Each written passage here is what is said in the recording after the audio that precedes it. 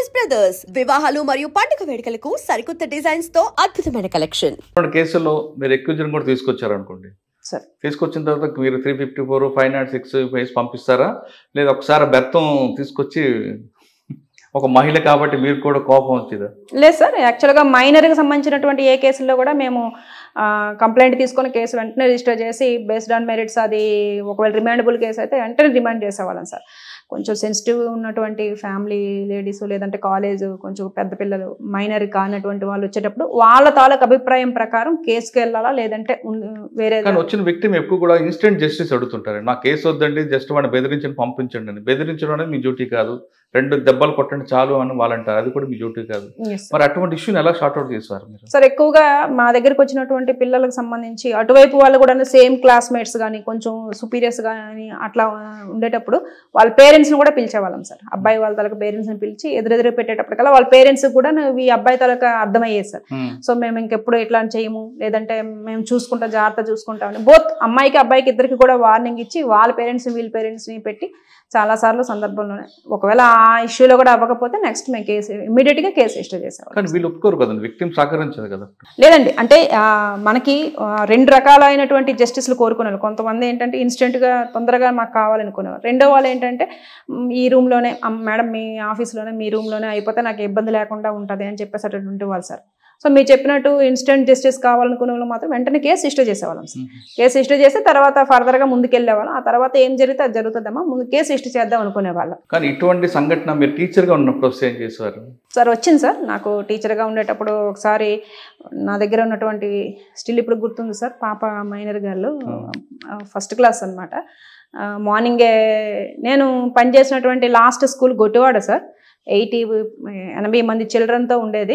ఎక్కువ మంది మైగ్రేట్ అయిపోయేవాళ్ళు అన్నమాట పేరెంట్స్. సో ఇయర్లీ ట్వైస్ వచ్చేవాళ్ళు. వచ్చినప్పుడు నా స్కూల్కి నా దగ్గరికి వచ్చి కొంచెం డబ్బులు ఇచ్చి పిల్లలకి బుక్స్ గట్టా ఏదైనా అవసరమైతే చూడండి అమ్మా అని చెప్పేసి అని అట్లా. సో పేరెంట్స్ లేనటువంటి పిల్లలు కొంచెం ఇండిసిప్లైన్గా కొంచెం నీట్గా లేకుండా వచ్చేటటువంటి వాళ్ళు. ఆ క్రమంలో కూడాను నేను కాస్త వాళ్ళకి సంస్కారం నేర్పి చాలా నీట్గా ఉంచేవాను సార్. సో అలాంటి ఒక కిడ్ నా దగ్గరికి వచ్చి అన్నయ్య అట్లా చేస్తానంటే వాళ్ళ అమ్మని పిలిచి చూడు ఇట్లా చేస్తున్నాడు, లేదంటే పాపను తీసుకొని స్టేషన్కి వెళ్ళిపోవాల్సి వస్తుంది అని చెప్పేసి వార్నింగ్ ఇవ్వడం జరిగింది సార్. చాలా మా స్టూడెంటే కదా సార్. ఎస్ సార్, అబ్బాయి మా స్టూడెంటే సార్. తెలియక చేస్తున్నాడు కాబట్టి కొంచెం వార్నింగ్ ఇవ్వడం, వాళ్ళ మదర్కి అయితే వార్నింగ్ ఇచ్చాను సార్. చూడండి మీ అబ్బాయి ఎట్లా చేస్తున్నాడు, చిన్నపిల్ల ఆ పిల్ల ఇష్యూ అవుతుంది అని చెప్పేసి వార్నింగ్ ఇవ్వడం జరిగింది సార్. వార్నింగ్ ఇచ్చి పంపించారు మీ స్టూడెంట్ కాబట్టి. మీ స్టూడెంట్ కాకపోతే ఖచ్చితంగా నేను బేస్డ్ ఆన్ మెరిట్స్ స్టేషన్కి వెళ్ళి కంప్లైంట్. అంతేగాని చేతిలో బెత్తంతో వాడరా? అప్పుడు మనల్ని ఎవరు అడగరు కదా సార్.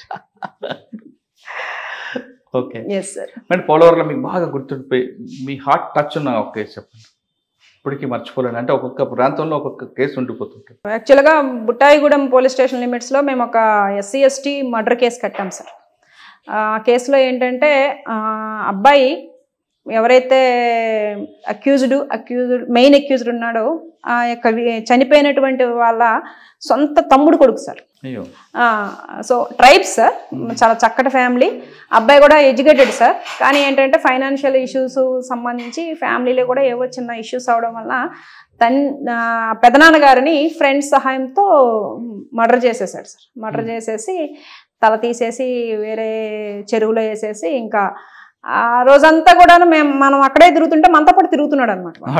తిరుగుతున్నాడు కానీ మనకి ఇంకా ఐడియా వచ్చేసింది సార్ ఈయన మనకి అక్యూజ్డ్ అని చెప్పేసి.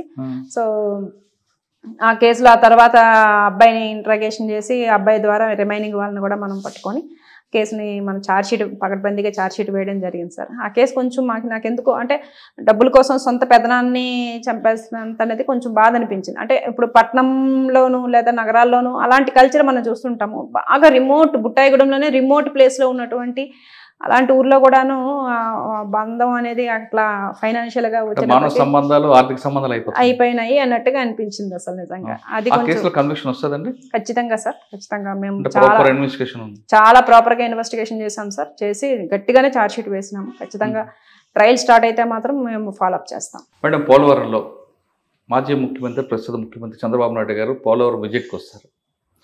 కానీ ఆయన కోర్టు ఆదేశాలు లేకుండా వచ్చారు. మీ ఆఫీసర్లు అందరూ అడ్డుకున్నారు.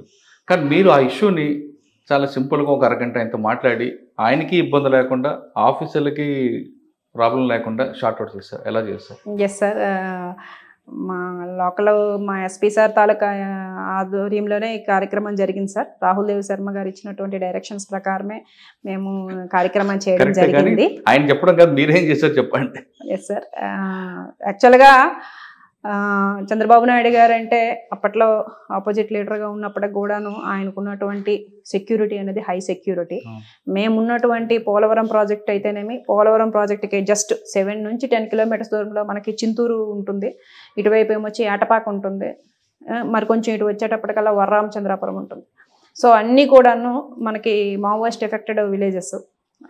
సో అప్పటికే ఆయన మీద మావోయిస్టులు అటాక్ చేసి ఉండడం వలన హై సెక్యూరిటీ నేపథ్యంలో అక్కడ నుంచి మన పోలవరం టౌన్ నుంచి, పోలవరం ఊరు నుంచి ప్రాజెక్ట్కి వెళ్ళేటటువంటి సుమారు 10 కిలోమీటర్స్ అంతా కూడాను మనకి బాగా అరణ్యంలాగా ఉంటుంది సార్.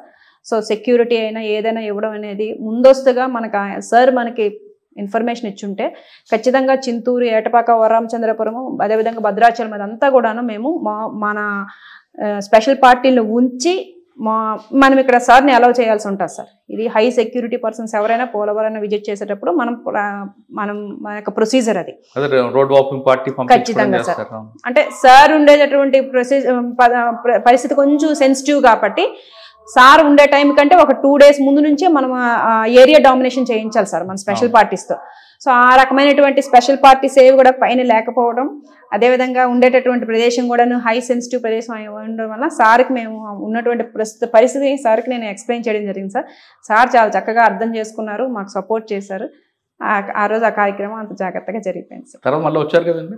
ఆ తర్వాత వచ్చున్నారు సార్. మొన్న నేను ఇక్కడ పెద్దాపురం వచ్చిన తర్వాత సార్ వచ్చారు. Yes sir. ఓకే. పోలవరం నుంచి తర్వాత ఎక్కడికి వచ్చారు మేడం? పెద్దాపురం సార్. పెద్దాపురం, గోదావరి గజలు వచ్చారు. Yes sir. ఓకే మేడం, ఇక్కడ రాగానికి మెయిన్ ఛాలెంజ్ పెద్దాపురం అనగానే గతంలో ఒక నేమ్ ఉండేది సార్. ఆ నేమ్ని ఒక లేడీ ఆఫీసర్ ఎలాగ దాన్ని ప్యాచప్ చేసుకొచ్చారండి? ఎందుకంటే ఇక్కడ పనిచేసి ఇక్కడ పుట్టిన అమ్మాయిలు కూడా పెళ్లి కాకుండా రోజులు ఉండేవి గతంలో. పెద్దాపురం అమ్మాయి అంటేనే వేరే మీనింగ్ చేసేవారు. ఆ పేరు క్రమేపీ తగ్గింది అనుకో, పూర్తిగా తగ్గింది కాదనట్లేదు, కానీ ఎక్కడో ఒక మచ్చ కనిపిస్తుంటుంది. ఎస్ సార్, మీరు చెప్పింది నిజమే సార్. గత చరిత్ర అంతా కూడాను పెద్దాపురంది ఒకవైపు మాత్రమే మనకు కనిపిస్తుంటుంది. అయితే ప్రభుత్వ చర్యలు, ప్రభుత్వం ఇచ్చినటువంటి తర్వాత కల్పించినటువంటి మనకి ఏదైనా సరే వాళ్ళకి ఉపాధి పథకాలు, అదేవిధంగా మా యొక్క డిపార్ట్మెంట్ వైపు నుంచి నిరంతరము వాళ్ళ మీద చేసినటువంటి దాడి చేసి కేసు కట్టడాలు ఇవన్నీ చేయడం ద్వారా ఇప్పుడైతే మాత్రం 90%, 99% తగ్గిపోయింది సార్. దాన్నే వృత్తిగా నమ్ముకున్న వాళ్ళైతే మాత్రం పెద్దాపురంలో లేరు సార్. ఒకవేళ ఉండి ఏదైనా పాత వాసనలు ఏమైనా ఉండి ఏదైనా ఉన్నా కూడా మనకి ఇన్ఫర్మేషన్ వచ్చిన వెంటనే మేము రైడ్ చేసేయడం. దీనికి అనుగుణంగానే నేను వచ్చిన వెంటనే ఫస్ట్ నేను విజిట్ చేసినటువంటిది మన ఎంఆర్ఓ గారిని, లోకల్ ఇన్స్పెక్టర్, లోకల్ అసైన్ పట్టుకొని ఆ విలేజెస్ ఆ యొక్క ఏదైతే వాడ ఉందో ఆ ఏరియా అంతా విజిట్ చేయడం జరిగింది సార్. మా లోకల్గా ఉన్నటువంటి ఒక వీధి ఉంటుంది కదా madam? Yes sir. High profile లాగా ఉంటుంది, కాస్ట్లీ ఇల్లు ఉంటాయి. Yes sir. నేను ఏంటంటే నైట్ రౌండ్స్ చేసేటప్పుడు కూడాను నేను ముందు చెప్పకుండా, ముందు ఇన్ఫర్మేషన్ ఇవ్వకుండా, ఈవెన్ డ్రైవర్కి కూడా చెప్పకుండా పలానా ఆ పేరు ఉన్నటువంటి వీధిలోకి వెళ్ళండి అని చెప్పేసి అంటే వెళ్ళి డోర్ నాక్ చేసేవాళ్ళం సార్. నాక్ చేసి ఇంకా రెగ్యులర్గా ఇంకా ఎవ్రీడే నేను కానీ, మా ఇన్స్పెక్టర్ కానీ, మా ఎస్ఐ కానీ ఎవ్రీడే ఆ వీధులు చెక్ చేయడము, ఆ హౌసెస్ని చెక్ చేయడము, వాళ్ళతో మాట్లాడడము, వాళ్ళని అవేర్ చేయడము, వాళ్ళు ఈ ఇంపాక్ట్ ఎట్లా ఉంటుందని చెప్పడం, ఇలా రెగ్యులర్గా అయితే మేము ఆ వీధితోని ఆ ఏరియాతో మాత్రం టచ్లో ఉన్నాను. ఎక్కువగా నేను నైట్ రౌండ్స్లో మాత్రం ఖచ్చితంగా నేను ఆ వీధిని టచ్ చేసి ఆ ఇల్లులు మీరు ఏవైతే చెప్తున్నారో ఆ ఇళ్ళల్లో ఒక 4-5 ఇళ్ళైనా టచ్ చేసి చెక్ చేసుకుని వచ్చేది. ఎప్పుడైనా దొరికారండి ఎవరైనా? లేదు సార్, నాకైతే అంటే గతంలో పనిచేసిన ఆఫీసర్లు ఇక్కడ అదేవిధంగా ఆ వీధిని మార్చాలని, ఆ వీధిలో వాళ్ళకి ఉపాధి కల్పించాలని ట్రై చేశారు. ఎప్పుడైతే పోలీసు వస్తారో లోపల వాళ్ళకి వేరే షెల్ఫ్లు ఉంటాయి. గతంలో పనిచేసిన ఆఫీసర్ వెళ్ళినప్పుడు ఒక డ్రెస్సింగ్ టేబుల్ కనిపిస్తుంది. డ్రెస్సింగ్ టేబుల్ కొడితే లోపల నుంచి కింద మెట్లు ఉంటాయి. అలా దాచిపెట్టిన సంగతి కూడా ఉంది, అప్పుడు మీకు కనిపించింది? లేదు సార్, మీరు చెప్పినటువంటి ఎక్స్పీరియన్సెస్ మా హెడ్ కానిస్టేబుల్స్ మా ఏఎస్ఐలు నాకు స్టోరీస్గా చెప్పేవాళ్ళు. సో నేను ఇంకా అట్లాంటిది ఏదైనా జరుగుతుందేమో అని చెప్పేసి యాజ్ ఎ ఉమెన్గా కొంచెం జెంట్ ఆఫీసర్తో పోల్చుకుంటే నేను తొందరగా చొచ్చుకుపోయేదాన్ని సార్. సో వెళ్ళి ఇంకా వాళ్ళు వస్తున్నారా లేదా అని ఏం లేకుండా నేనే వెళ్ళి మొత్తం చెక్ చేసుకొని మా ఉమెన్ కానిస్టేబుల్స్ పాతగా ఉండేటటువంటి ఉమెన్ కానిస్టేబుల్స్ వాళ్ళని తీసుకొని వెళ్ళి మీరు చెప్పినట్టుగానే అవంతా చెక్ చేసేవాళ్ళు. బట్ ప్రెజెంట్ అయితే అట్లాంటి మూమెంట్ ఏమీ లేదు సార్. కానీ ఒక ఆయన ఉన్నాడు, ఆయన మీద మర్డర్ కేసు కూడా ఉంటుందండి, దొరికాడు? అవును సార్, సన్నీ ఉన్నాడు ఇప్పుడంటే? ఉన్నాడు సార్, ఆయన ప్రెజెంట్ అయితే ఇంకా కంట్రోల్లోనే ఉన్నాడు సార్. ఇప్పుడు వచ్చినటువంటి కొత్త ఎస్పీ సార్ కూడా బాగా కంట్రోల్గా పెట్టడం జరిగింది. మేడం వాళ్ళు ఆ కుటుంబాలన్నీ మీరు అన్నట్లుగా నిజంగా తగ్గిందండి, దానికి నమ్మాల్సిందే ఎవరైనా సార్. 99% లేదు, ఎవరో 1% ఎక్కడైనా ఉంటుంది, అది ప్రతి ఊర్లో ఉన్నలాగానే మనం చూడాలి. ఈ 99% ఒకప్పుడు విలాసవంత జీవితం మనదించి ఇప్పుడు పరిస్థితి ఎలాగుందండి? అంటే నేను వచ్చిన తర్వాత నేను విజిట్ చేసినటువంటి విలేజెస్లో చాలా వరకు కూడాను హౌసెస్లో నాకు ఎక్కడ కూడాను యంగ్స్టర్స్ ఎవరు కనిపించలేదు సార్. ఈమె అప్పుడు చేసేదంట, ఈమె అప్పుడు చేసేదంట అని మా స్టాఫ్ చెప్పేవాళ్ళు. అట్లాంటి వాళ్ళు తప్పిస్తే నాకు యంగ్గా కనిపించేవాళ్ళు లేదా 30 yearsలో కనిపించేవాళ్ళు. అట్లా ఒకరిద్దరు కనిపించినా వాళ్ళు ఆల్రెడీ వేరే ఉపాధి కార్యక్రమాల్లో ఉండడం జరిగింది సార్. సో మీరు చెప్పిన దాని ప్రకారం అయితే మాత్రం ఇదివరకు అయితే వాళ్ళు విలాసవంతమైనటువంటి గొప్ప జీవితం గడిపి ఉండొచ్చు. ప్రజెంట్ అయితే నార్మల్ లైఫ్లోనే ఉన్నారు సార్. నేను ఆ వృత్తిని మనం కించపరచడం కాదు కదండి, ఒక కుటుంబం ఆర్థిక పరిస్థితి పిల్లలు పోషించడానికి ఒక మహిళ పనిచేస్తుంది, కానీ ఏదో డబ్బు సంపాదించాలని విలాసం కోసం చేసేవాళ్ళు చాలా తక్కువ మంది ఉంటారు. దాని మీదే డిపెండ్ అయ్యి డబ్బులు సంపాదించేవారు వేరే వాళ్ళు ఉంటారు, వాళ్ళు పీటా కేసులు పెడుతుంటారు. ఈ సెక్టర్ కాకుండా కింద మనం ఎవరైతే గ్రౌండ్ ఉన్నారో తన ఒళ్ళు అమ్ముకొని పిల్లలు పోషణ కోసం చేస్తుంటారు, వాళ్ళ పరిస్థితి ఎలాగుందండి?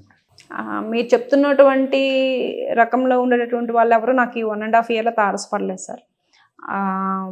కేవలం అదే వృత్తి చేసి పిల్లల్ని పోషించాలనేటువంటి పరిస్థితి అయితే అప్పుడు ఉండేదేమో కానీ సార్, ఇప్పుడైతే ప్రభుత్వ పథకాలు అయితేనేమి లేదా ఉద్యోగాలు అయితేనేమి లేదా ఇతర వ్యాపార కార్యక్రమాలు SHG గ్రూప్స్ ఇవన్నిట్లో కూడా వాళ్ళు సభ్యులుగా ఉంటున్నారు కాబట్టి మీరు చెప్పిన పరిస్థితి ఇప్పుడైతే ఉండకపోవచ్చు. వాళ్ళ మీద డిపెండ్ అయ్యే ఒక బ్యాచ్ ఉంటుందండి, చెప్పిన పీటా బ్రోకర్ వాళ్ళు ఉన్నారండి. ఖచ్చితంగా సార్, మేము కేసు కట్టేటప్పుడు వీళ్ళని విక్టిమ్స్గా పెట్టి వాళ్ళ మీద మేము ఎక్కువగా కేసులు కడుతుంటాం కాబట్టి వాళ్ళ ప్రభావం అయితే బాగా తగ్గింది సార్. తగ్గిందండి.